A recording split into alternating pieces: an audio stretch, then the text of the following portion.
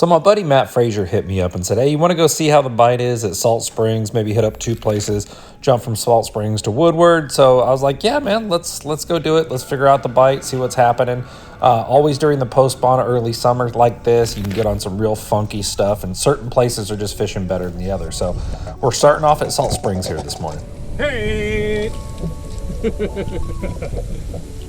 That was fun. Yeah. That was a jump out and bite you kind of bite. It's kind of cool being the catcher right there behind the batter. Oh, yeah. Oh, look at that. Get him, get him, get him, get him. Gotta get back in. Boom!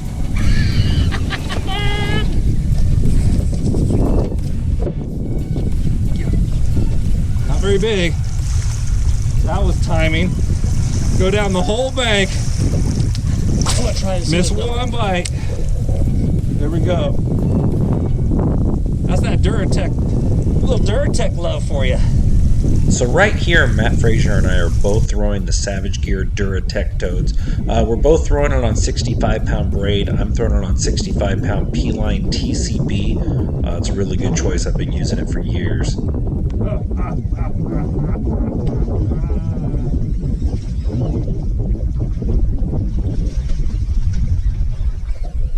What might be kind of hard to see from this camera angle is there's a lot of grass in the water. That's that sago pondweed. And what we're actually eyeballing off in the distance is little rings hitting the surface, either bluegills or some juvenile panfish eating up there.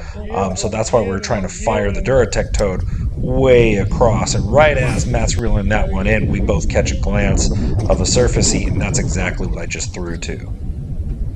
Woo!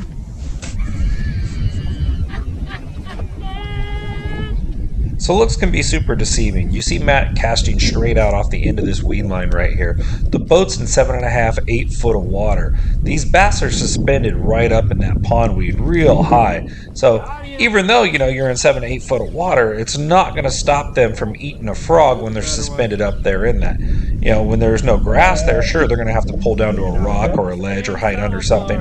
But once they have that perfect shade canopy, they're good to go. And it doesn't matter the depth as long as that grass is near the surface. Same thing right here. Isolated Matt out there in the distance. Boom. Matt on a double buzzbait gets the hook up just like that. We were searching out those isolated patches. There's that sago and there's that hippie weed off in the distance. The more concentrated, the better the shade line, the higher the odds are there's going to be a bass on it. The cool part about Salt Springs here is you see this another one grab a double buzz right here. It's really cool because there's a ton of offshore grass. Don't let that thing touch me. Touch him. Touch him. Oh my, it is squirting. Get it. Don't squirt on me, you nasty sucker. That thing's covered in like lice and whatever else it's got going. That is a nasty looking one. Thanks for participating, fish, but ugh. Where's the plier? Yeah, that's on you right there, bro. Oh, put that in front of that camera. Dangle it so they can see that thing. Ugh. Ugh. Gross. Beautiful specimen. Hey, $20 says you won't lick that white part. So I'm flipping the concentrated weed patches behind Matt's double buzz with a 3/4 ounce weight that's pegged to a 3/0 little flipping hook by BKK with a 4-inch dragon tail by Savage Gear. That's that TPE material, the Duratec, that's extremely strong and durable. So it's a nice flipping choice.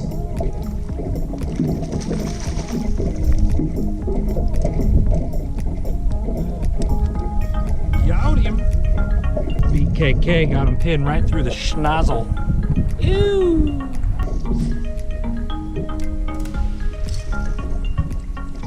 Got him. Insta-take.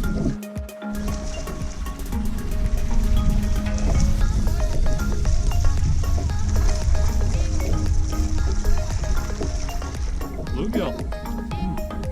After about 1 o'clock, our shallow bite really shut down. There's a ton of sago pondweed around, So even like trying to flip into it with the Texas rig to try to get that better bite, it's really difficult because it doesn't root down very deep to where it pops off constantly, no matter how weedless your bait is. So we were sticking to topwater primarily, fishing around grass lanes, looking for isolated grass patches. But once that bite started to dry up, we decided to pull out and head over to Woodward Reservoir. Right away when we got to Woodward, I had my GoPro on YOLO Tech, and it managed to fling off during the ride across the lake. So I lost that one GoPro. This is why you don't see the footage from that front camera mounted on Matt's dash there. But either way, we still had a lot of fun and ended up getting a couple of decent bites at Woodward. That's a big old bass. We got the short stick here. Oh boy.